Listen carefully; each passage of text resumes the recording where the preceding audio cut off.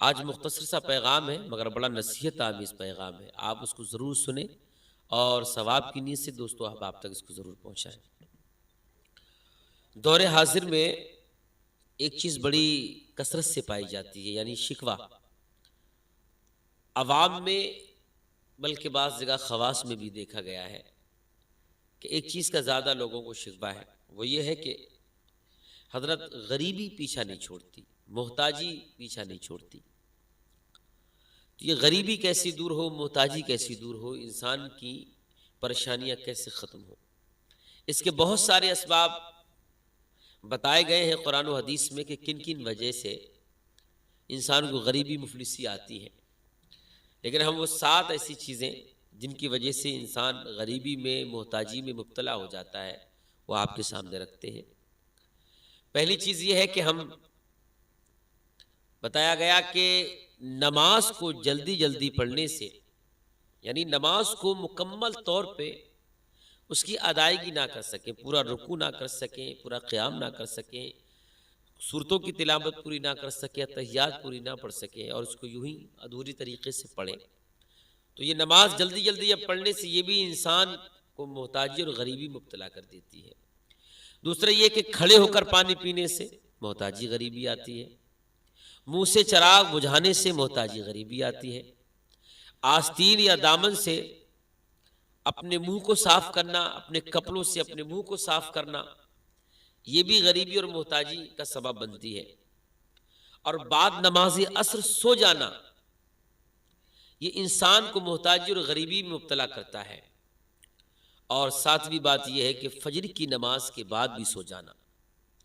یہ انسان کو محتاجی اور غریبی میں مبتلا کر دیتا ہے۔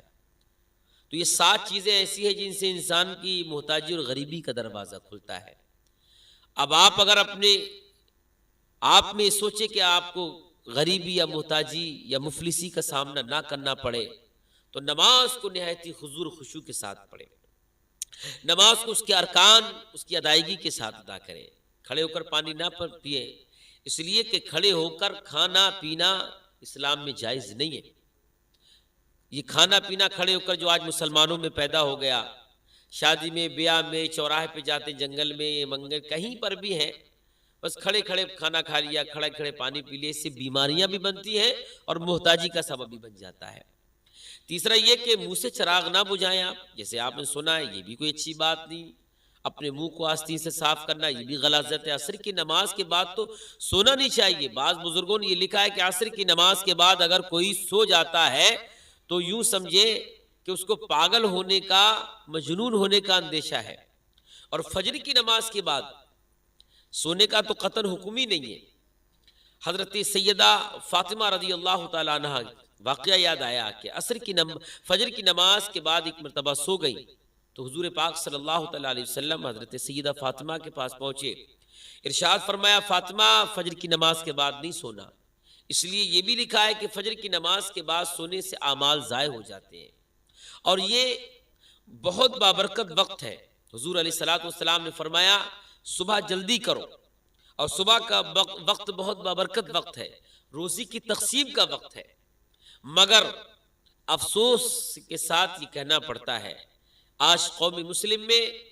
فجر کی نماز کے بعد، اور فجر کی نماز تو پتہ ہی نہیں چلتا لوگوں کو کس وقت ہوئی کس وقت نہیں ہوئی، لوگ 11 بجے 12 بجے 10 بجے سو کے لوگ اٹھ رہے ہیں، میاں گھر میں ماں اور بہنیں سو رہی ہیں، پھر ہمارے اوپر غریبی محتاجی آ رہی ہے، مفلسی ہمارا مقدر بنتی چلی جا رہی ہے، مشکلات کا ہم سامنا ہر دن کر رہے ہیں۔ تو آپ بھی فجر کی نماز میں اٹھیے، اس وقت کی برکت سے لطف اندوز ہوئیے، اپنی بیوی بچوں کو جگائیے، اپنے بیٹوں کو جگائیے کہ 4 بجے تک اور رات کے 2 بجے تک، صبح تک یہ لوگ جاگتے ہیں، اور پھر اس کے بعد جو ہے یہ 11 بجے تک سوتے، 12 بجے تک سوتے ہیں، تو گھر میں خیر و برکتیں کیسے آئیں گی؟ یہ وقت بہت قیمتی ہوتا ہے، رزق کی تقسیم کا وقت ہوتا ہے، آپ خود بھی اس میں جاگیں، اپنے بچوں کو بھی جگائیں، بیوی کو، ماں بہنوں سب کو بیدار کریں، نماز پڑھیں، قرآن پڑھیں،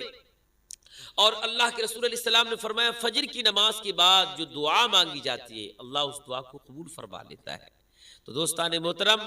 ہمیں آپ کو شریعت پر ہر حال میں عمل کرنا ہے، اور یہی مسلمان کا ایک مقصد اور زندگی ہونی چاہیے۔ اللہ تعالیٰ مجھے آپ کو شریعت مطہرہ پر عمل کی توفیق عطا فرمائے۔ السلام علیکم ورحمۃ اللہ وبرکاتہ۔